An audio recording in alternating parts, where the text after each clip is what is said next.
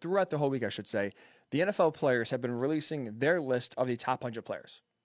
Now, so every year now for the past few years, NFL players have voted who are the top 100 players heading into the season.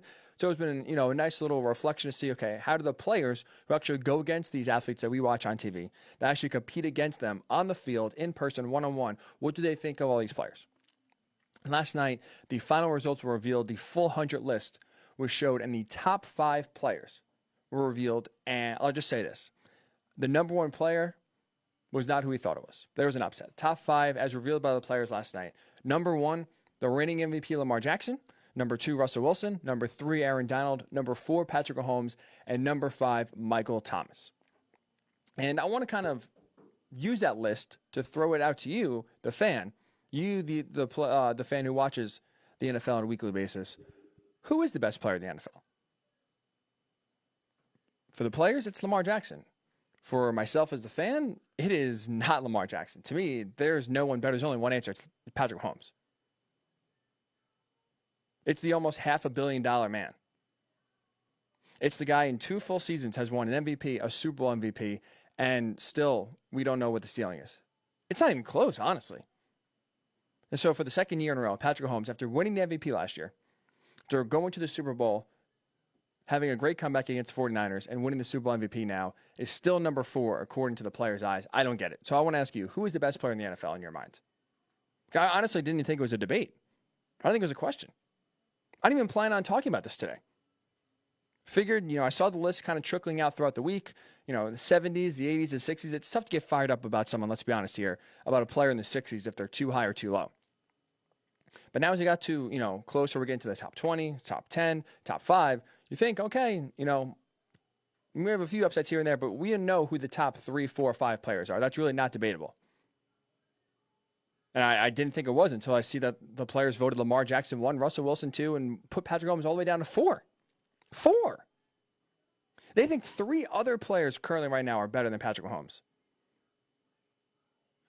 And I don't get it. I don't think I'm crazy. I don't think I'm the only one on an island here who thinks that it's ridiculous to think not only the 3 players are better, 2 quarterbacks are better.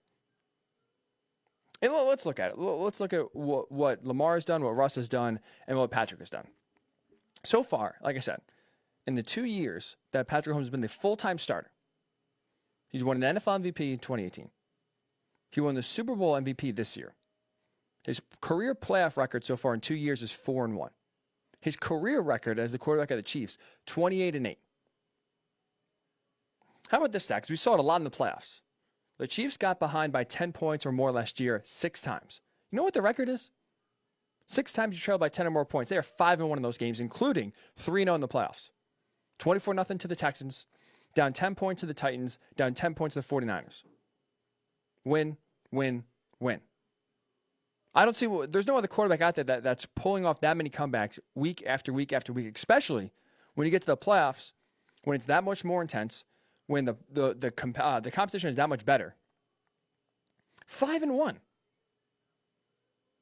It's nothing to sneeze at. Not to mention, you look at his overall game, his overall talent. I mean, he has the tools to be the best player, and already is, in my mind, the best player in the NFL. Great arm strength, great accuracy. He's mobile, he can throw on the run. He's smart with his decision-making. Literally every single quality you want in an NFL quarterback in 2020, he has. Not to mention, going to his 3rd full year as a starter, the ceiling is still high. He's not like Russell Wilson, where for the most part, we know what Russ is ceiling, and I think for the most part, he really can't get that much better. He's a great quarterback. He is a top 2 quarterback in the league. But for the most part, we know what he can achieve, what he can accomplish. We still don't know that with Patrick Mahomes. For how good he's been in the first 2 years, for how much he's accomplished already in the first 2 years, do we truly know how much better he can get? No. I think the ceiling's infinite.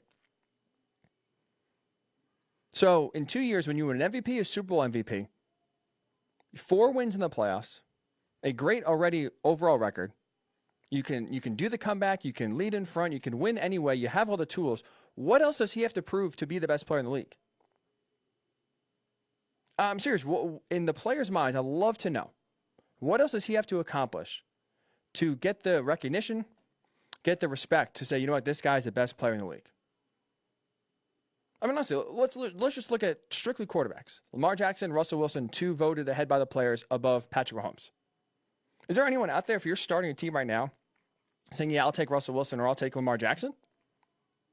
I'm sure as hell not making that better or doing that. Taking the guy who can win. I'm taking the guy who can do it all. And don't just take it from me. You know, a sports fan, I watch a lot of games, but I mean, I'm not on the field, not in the film room. I'm not talking to scouts. So my opinion is my opinion, but it's not like, you know, I had this great pedigree or great background to make it, you know, to elevate my opinion over, let's say, someone who's been on the field playing against Patrick Mahomes.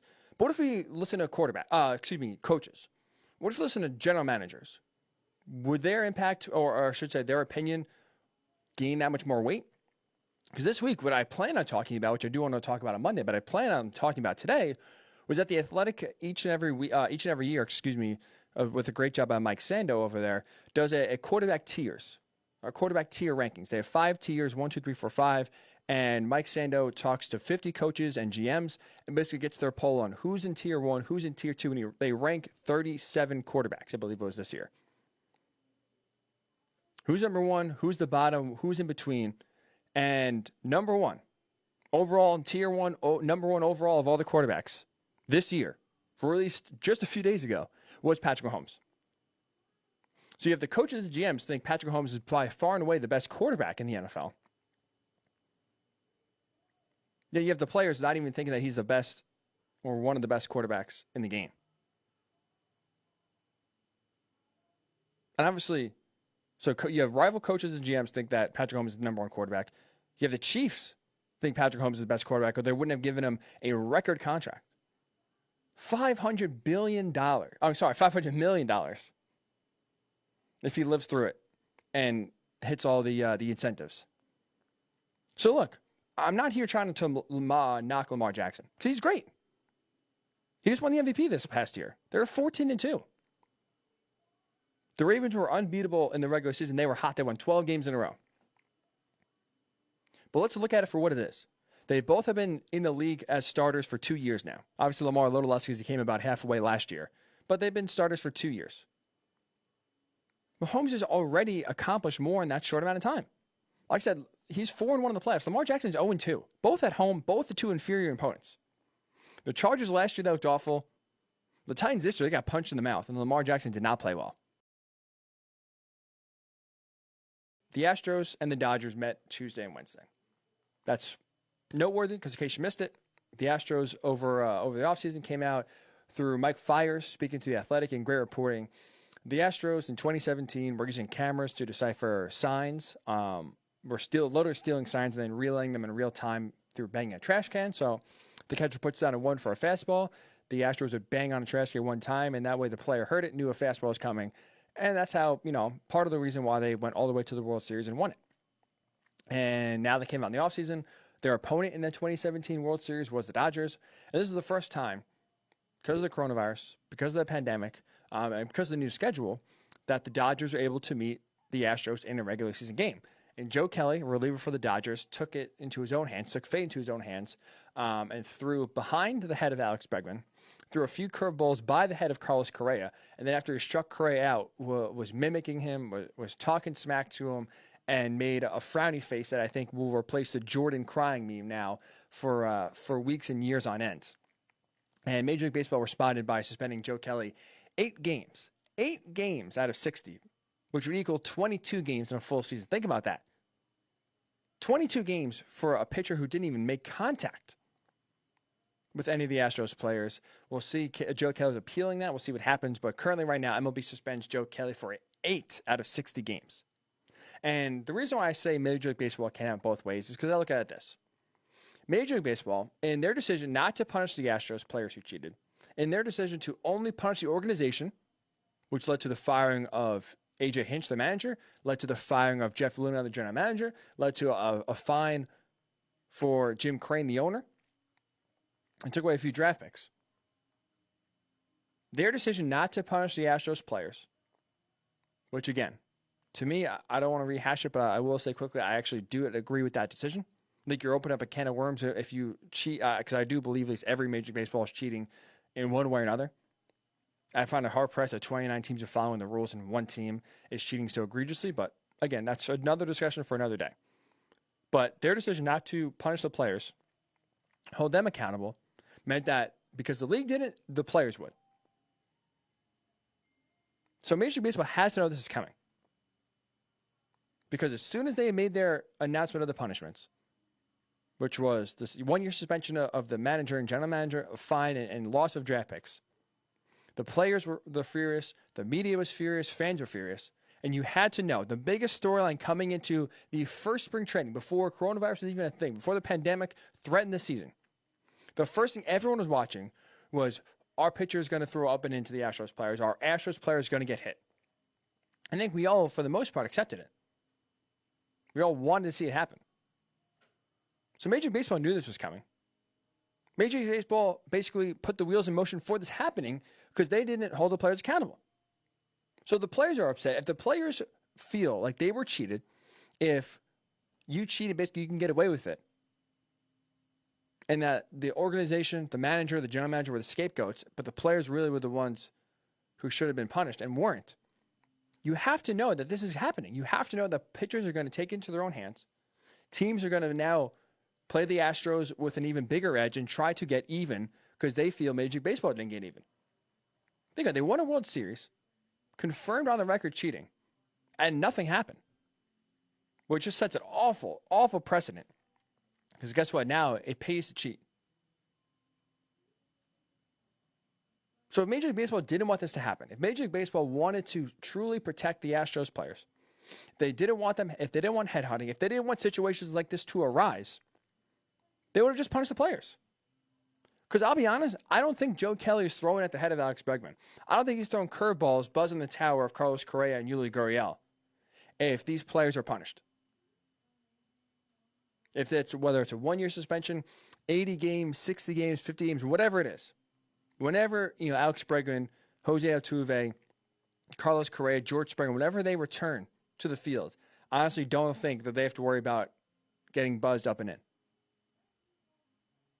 But because that didn't happen, because Major League Baseball chose to punish the organization and not the players, you have to know that retaliation is coming. As we know, the players love policing themselves. It's really part of the unwritten rules of baseball. And to me, I actually do like that system. I think it works. I think the threat of getting a fastball to the ribs or a fastball to the lower back is a good deterrent for maybe whether it's barking at players, whether it's coming in hard at a base, or if you want to play hard, if you want to play tough, you know that's coming.